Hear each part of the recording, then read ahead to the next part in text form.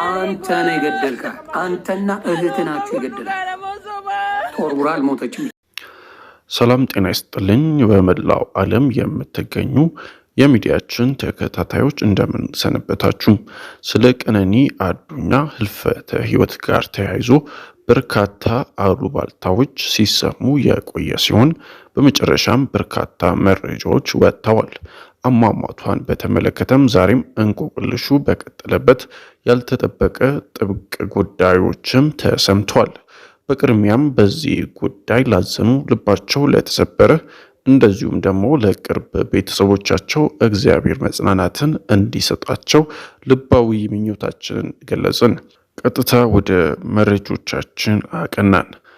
በለሚ ኩራ ክፍለ ከተማ ቦታው ሰንሻይን ቤቶች ፊት ለፊት ከሚገኘው ውዳሴ ህንፃ ላይ ኗሪ የነበረችው ሟች ወይዘሮ ቀነኒ አዱኛ ዋቆ ከሌሊቱ 10 ሰዓት አካባቢ ከቤቷ የማብሰያ ክፍል በኩል ባለው በረንዳ 5ኛ ፎቅ ላይ ወርቃ ለሕክምና እርዳታ ወደ ያኒት ሆስፒታል እየተወሰደች ባለችበት ወቅት ነው ህይወቷም ያለፈው።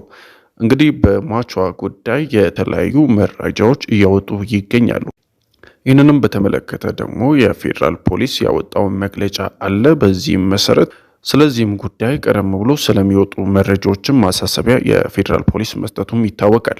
እንግዲህ ፌዴራል ፖሊስ አስክሬን ምርመራ ገብቷል፣ እያጣራው ነው።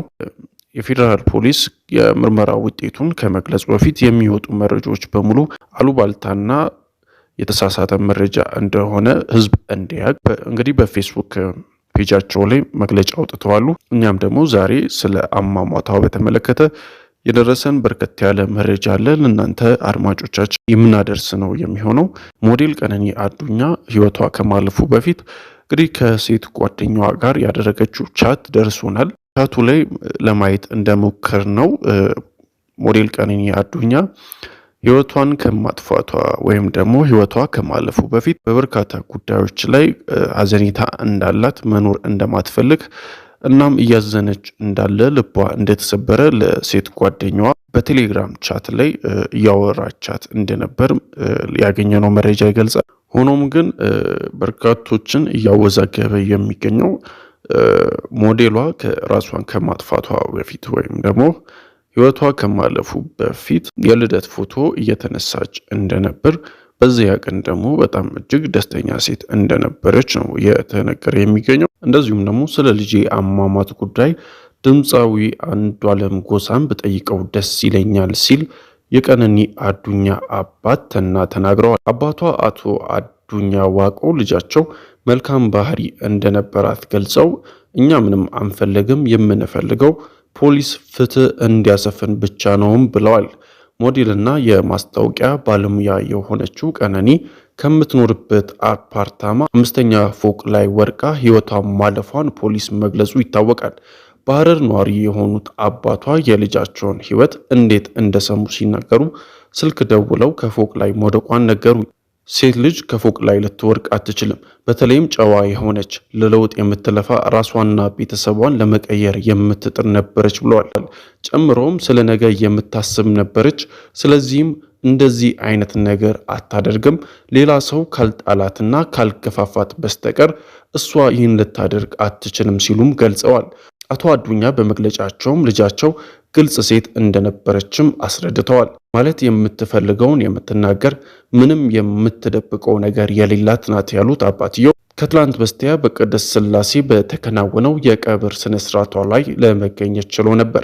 ፖሊስ እስካሁን ስለ ልጃቸው ጉዳይ ጠርቶ እንዳላነጋገራቸው የጠቀሱት አቶ አዱኛ እሳቸው ግን ድምፃዊ አንዷለም ጎሳን አግኝተው በወቅቱ ስለተፈጠረው ጉዳይ ማነጋገር እንደሚፈልጉም አስረድተዋል።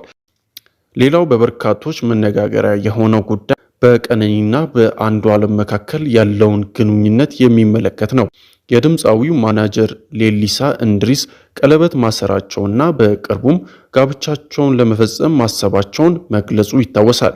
የአዲስ አበባ ፖሊስ ባወጣው መግለጫም ቀነኒ የድምፃዊ አንዷለም ሚስት በሚል መግለጹም አይዘነጋም። አባቷ አቶ አዱኛ የሚሉት ግን ሌላ ነው። እኔ እስከማውቀው ድረስ አንዷለምና ቀነኒ ጥሩ ግንኙነት አላቸው ያሉት አባቷ ወደ 2 ዓመት ለሚሆን ጊዜ አብረው መቆየታቸውንም ገልጸዋል። በዚህ ጊዜ ውስጥ ግን በእጮኝነት ማለፋቸውን እንደሚያውቁ አስረድተዋል።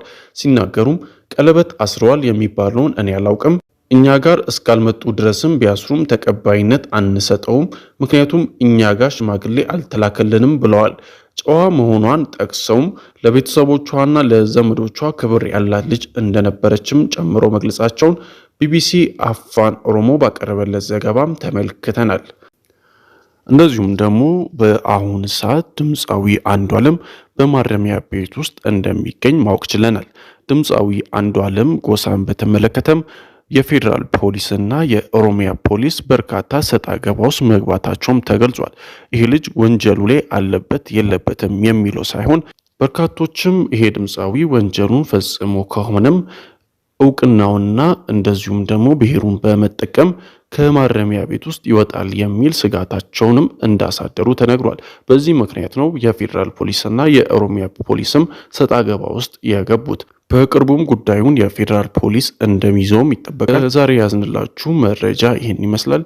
በሌላ መረጃ እስክንገናኝ ሰናይ